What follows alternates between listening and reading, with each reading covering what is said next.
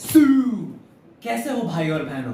आपका स्वागत है आपके खुद के चैनल स्मार्ट टॉपर्स पर। मैं हूं शुभजीत बैनर्जी और मैं आपको आज फिजिक्स के सबसे पहले चैप्टर फोर्स, जो कि बहुत छोटा और क्रिस्प चैप्टर होने वाला है बट फिर भी बहुत इजी होने वाला है, मैं आपको वो समझाने वाला हूँ। ऐसे समझाऊंगा आपको दोबारा बुक खोलने की जरूरत नहीं पड़ेगी, ठीक है। तो देखिए, पहला फोर्स क्या है, व्हाट इज फोर्स। मैं आपको अभी एक रियल लाइफ एग्जांपल दिखाता हूँ। इधर आप कुछ कहीं से भी उठा के ला लेता है। देखिए, फोर्स इज अ पुल और पुश, ठीक है। ये है इट फोर्स और ये है टू फोर्स, ठीक है। मैं इसको मैं जो खींच रहा हूं और धकेल दे रहा हूं, इसे हम लोग फोर्स कह सकते हैं। ये एक फॉर्म ऑफ एनर्जी है, ठीक है। तो पहला जो चीज है मोशन, इसमें जो पहला टॉपिक आता है वो है लीनियर मोशन। लीनियर मोशन के लिए मैं आपको एक और एग्जांपल देता हूँ। गन है मेरे पास, इसमें एमो लगी हुई है, रीलोडेड है। अब देखिए, मैं इस गन को चलाऊंगा और ये गोली एकदम सीधे पाथ को फॉलो करेगी, ठीक है। देखा, गोली ने एकदम सीधे पाथ को फॉलो किया। दूसरा जो चीज है वो है रोटेशनल मोशन। अब रोटेशनल मोशन के लिए मैं आपको एक और एग्जांपल दिखाना चाहता हूं। भैया इधर आओ जरा, रोटेशनल मोशन दिखाना है। हाथ पकड़िए, ठीक है। कहीं भी ठीक है, रिंगर रिंगर रोजेस जानते हैं, वही करना है। बच्चा बंदी गाइस, ये है रोटेशनल मोशन, ठीक है। नौटंकी चल रहा है, चलिए चलिए देखिए, इसीलिए साइंस पसंद आ गया। इसे कहते हैं रोटेशनल मोशन, गोल गोल घूमना, ठीक है। तीसरा जो टॉपिक है वो है टॉर्क, ठीक है, या फिर moment of force of body, जो कि घूमने में काम आता है। अब इसका मैं आप लोगों को एक एग्जांपल देता हूँ। पहला जो पॉइंट है वो है मोमेंट ऑफ फोर्स, या फिर उसे एक और नाम दिया जाता है टॉर्क। उसके लिए मैं आपको एक एग्जांपल देता हूँ। देखिए, किसी भी बॉडी को रोटेट करने के लिए ना एक फिक्स पॉइंट चाहिए, जिसे हम कहते हैं पिवट। तो इस दरवाजे का जैसे कि पिवट है ये हिंज, ठीक है, इसके ऊपर ये रोटेट करता है। जैसे कि देखिए, मैं हैंडल से पकड़ के खींच पा रहा हूँ, ये इजीली हो रहा है।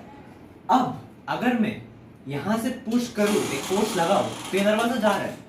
बट सोचिए, मैं अगर इस डिस्टेंस को कम करके यहां से पुश लगा रहा हूं, तो क्या दरवाजा जाएगा? इजीली नहीं जा रहा है, ज्यादा फोर्स लगाना पड़ रहा है। इससे हमें दो फैक्टर्स पता चलते हैं कि ये मोमेंट ऑफ फोर्स किस पे डिपेंड करता है। पहला है इसका पोजीशन, दूसरा है परपेंडिकुलर डिस्टेंस, इससे कितना दूर हम लोग फोर्स लगा रहे हैं। जितना दूर फोर्स लगाएंगे उतना ज्यादा हमें मोमेंट ऑफ फोर्स मिलेगा। और जो दूसरा पॉइंट है वो है मैग्नीट्यूड ऑफ फोर्स, मतलब कितना जोर से खेल रहे हैं, ठीक है। तो मोमेंट ऑफ फोर्स के एग्जांपल से हमें क्या फॉर्मूला पता चलता है। तो देखिए, जब मैं परपेंडिकुलर डिस्टेंस ज्यादा ले रहा हूं तो मुझे फोर्स कम लगाना पड़ रहा है, और जब मैं परपेंडिकुलर डिस्टेंस बहुत कम कर दे रहा हूं तब मुझे फोर्स बहुत ज्यादा लगाना पड़ रहा है दरवाजे को बंद करने के लिए। तो इससे हमें मोमेंट ऑफ फोर्स का फॉर्मूला क्या पता चलता है कि force multiplied by perpendicular distance from the pivot, ठीक है। तो देखिए, अब मोमेंट ऑफ फोर्स के दो डायरेक्शन होते हैं। पहला है क्लॉकवाइज डायरेक्शन, दूसरा है एंटी क्लॉकवाइज डायरेक्शन।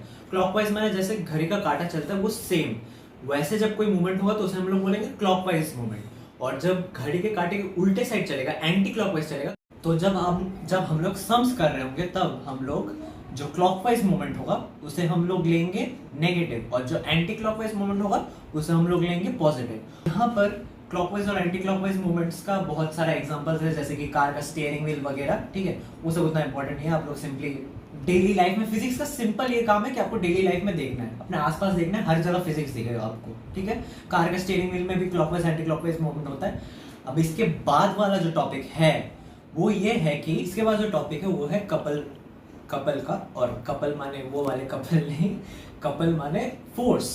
कपल दो पेयर ऑफ फोर्सेस है जो कि एक दूसरे के ऑपोजिट एक्ट करते हैं। जैसे कि सोचिए, आप टैप घुमा रहे हैं, टैप चला रहे हैं, तो आप ऐसे एक साइड से इधर फोर्स लगाते हैं और एक साइड से इधर फोर्स लगाते हैं। एक सेकंड रुकिए, मुझे बॉटल ढूंढने दीजिए। तो देखिए, जैसे कि ये वाला जो हेयर सीरम का बॉटल है, इसके जो कैप को मैं अगर खोलना चाहूंगा तो मुझे इस फिंगर से इस साइड फोर्स लगाना पड़ेगा और मेरे थंब से इस साइड फोर्स लगाना पड़ेगा। ऐसे करके जब मैं फोर्स लगा रहा हूँ तब जाके ये खुल रहा है। तो इसे ही हम बोलते हैं कपल। वो पेयर ऑफ ऑपोजिट फोर्सेस होते हैं। इसके बाद का जो टॉपिक आता है वो है इक्विलिब्रियम का। तो इक्विलिब्रियम दो टाइप के होते हैं, स्टैटिक, डायनेमिक। स्टैटिक वाला सिंपली आप समझ लीजिए, मैं खड़ा हूँ, ठीक है। अब मेरे ऊपर एक ग्रेविटी का फोर्स लग रहा है तो वो नीचे की तरफ खींच रहा है, बट मेरे पैर एक रिएक्शन फोर्स जनरेट कर रहे हैं जो कि मुझे सीधा खड़े होने में हेल्प कर रहे हैं।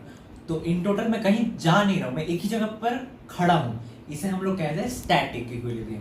इसके बाद आता है डायनामिक इक्विलिब्रियम। डायनामिक इक्विलिब्रियम में क्या कहते हैं कि सोचिए मैं दौड़ रहा हूँ, ठीक है, मैं दौड़ता आ रहा हूँ और जितने भी फोर्सेस लग रहे हैं उससे मेरे मोशन में कोई चेंजेस नहीं आ रहा है, ठीक है। सामने से सोचिए एयर फ्रिक्शन आ रहा है, उससे मेरे पे कोई फर्क नहीं पड़ रहा, नीचे ग्रेविटी मुझे खींच रही है, उससे भी कोई फर्क नहीं पड़ रहा, मैं दौड़ते ही जा रहा हूँ, कुछ भी चेंज नहीं हो रहा मेरे मोशन पे। तो उसे हम लोग कहते हैं डायनामिक इक्विलिब्रियम। तो बैकग्राउंड के ऊपर ध्यान मत दीजिए, वो चेंज होते रहता है। तो जो इक्विलिब्रियम के कंडीशंस हैं उसमें से जो पहला कंडीशन है कि बॉडी के ऊपर जितने भी टाइप के फोर्सेस काम कर रहे हैं, ग्रेविटी का हो, फ्रिक्शन का हो, जितने भी टाइप के फोर्सेस हो, वो उनका रिजल्टेंट जो फोर्स हो वो जीरो हो, ठीक है। जैसे कि ग्रेविटी का फोर्स नीचे काम कर रहा है और मेरे पैर एक रिएक्टिव फोर्स दे रहे हैं जो कि ऊपर की तरह काम कर रहा है, तो मेरा रिजल्टेंट फोर्स जीरो हुआ। और जो दूसरा कंडीशन है वो है कि बॉडी को टर्न करने वाले जितने भी फोर्सेस, जो भी घुमाने वाले फोर्सेस हैं, उनका भी एल्जेब्रिक सम जीरो होना चाहिए, ठीक है। यही दो कंडीशंस है। इसके बाद का जो टॉपिक है वो है सिंपल प्रिंसिपल ऑफ मोमेंट्स। ये सिंपली एक चीज कहता है कि जो सम ऑफ एंटी क्लॉकवाइज मूवमेंट है और जो सम ऑफ क्लॉकवाइज मूवमेंट है एक बॉडी पे काम करने वाला, वो दोनों इक्वल होता है। मैं एक सिंपली एग्जांपल देता हूँ। मेरे पास ये पेन है, ठीक है। अब इसके ऊपर एक मिनट इसके ऊपर ये जो बैलेंस हो रहा है, इस पे जो इसके ऊपर ये जो छोड़िए आप समझ, वो बैलेंस हो जाता है। तो जो दोनों साइड में जो ग्रेविटी काम कर रहे हैं वो इक्वल है, इसकी वजह से वो मतलब नेट सम उसका जीरो है, नेट फोर्स उसका जीरो, वो किसी भी साइड मुड़ेगा नहीं।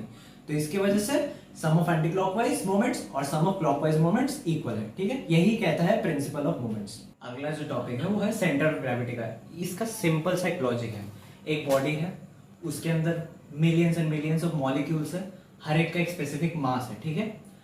मगर उस बॉडी में कहीं एक पॉइंट होगा जहां पर वो सारे मासेस एक्ट करने की कोशिश करेंगे, मतलब एक स्पेसिफिक पॉइंट। जैसे कि ये सोचिए ये कॉपी है, इसका पूरा वेट डिस्ट्रीब्यूटेड है, पर इसके पीछे एक पॉइंट होगा जिसके ऊपर अगर मैं अपना फिंगर रखूं तो ये हो रहा है। ये एक पॉइंट में मैंने फिंगर रखा, मैंने पूरे कॉपी को पकड़ा नहीं है, पर फिर भी ये बैलेंस हो रहा है, ठीक है। तो यही है सेंटर ऑफ ग्रेविटी। और हाँ, आपको बुक खोलने की कोई जरूरत नहीं है, ठीक है। आपको जितने भी डेफिनेशंस है, जितने भी centre of gravity different shapes के हैं, वो आपको मिल जाएगा। हैंड रिटन नोट्स मैं आपको इस वीडियो के डिस्क्रिप्शन के नीचे प्रोवाइड कर दूंगा, पीडीएफ का लिंक बिल्कुल फ्री है, आपको मिल जाएगा। आपको बुक खोलने की जरूरत है ही नहीं, ठीक है। इसके बाद का टॉपिक आता है यूनिफॉर्म सर्कुलर मोशन। अब देखिए यूनिफॉर्म सर्कुलर मोशन, यूनिफॉर्म मतलब सिमिलर, सेम, ठीक है, एक सेम स्पीड में एक सर्कुलर मोशन। अब इसमें दो तरह के मोशंस होते हैं, पहला होता है सेंट्रीपिटल, दूसरा होता है सेंट्रीफ्यूगल। अब सेंट्रीपिटल जो फोर्स होता है ना, वो एक रियल फोर्स है। वो फोर्स सोचिए, आप इमेजिन कीजिए, ठीक है, आप इमेजिन कीजिए मेरे हाथ में एक रस्सी है, उस पर मैंने एक पत्थर बांध रखा है और उसको मैं घुमा रहा हूं ऐसे, ठीक है। तो रॉक का जो इनिशियल मूवमेंट होगा वो अंदर की तरफ, मतलब सेंटर की तरफ आने का होगा, ठीक है। वो उनका मतलब टेंडेंसी होगा सेंटर की तरफ आने का, तो इसे हम लोग कहते हैं सेंट्रीपिटल। या दूसरा जो चीज है वो है सेंट्रीफ्यूगल। अब ये जो फोर्स है ना, ये फिक्शियस फोर्स है, या फिर इसे हम लोग कह सकते हैं कि ये हम लोग मान लेते हैं, अज्यूम करते हैं, ठीक है। ये फोर्स क्या कहते हैं कि सोचिए मैं पत्थर घुमा रहा हूं, ठीक है, और फट से रस्सी कट जाए, तो जहां पर पत्थर है उसके सीधा एक टेंजेंट पर पत्थर उड़ के चला जाएगा। इसे हम लोग कहते हैं सेंट्रीफ्यूगल फोर्स। ये फोर्स हम लोग मान लेते हैं, ये होता नहीं है रियल में, ये हम लोग मान लेते हैं। मगर सेंट्रीफ्यूगल फोर्स सच्ची का फोर्स है।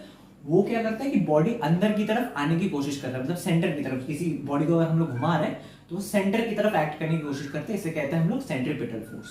तो इसके साथ आपका चैप्टर खत्म होता है। मैंने बोला था बहुत छोटा और क्रिस्प चैप्टर होने वाले, मैं एक ही वीडियो में कंप्लीट कर दूंगा बिना बुक खोले। आपको बुक खोलने की जरूरत नहीं है।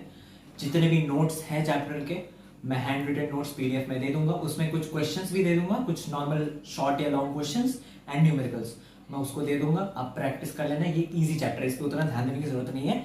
इसके बाद और मुश्किल चैप्टर्स आएंगे, उन्हें हम और अच्छे से करेंगे।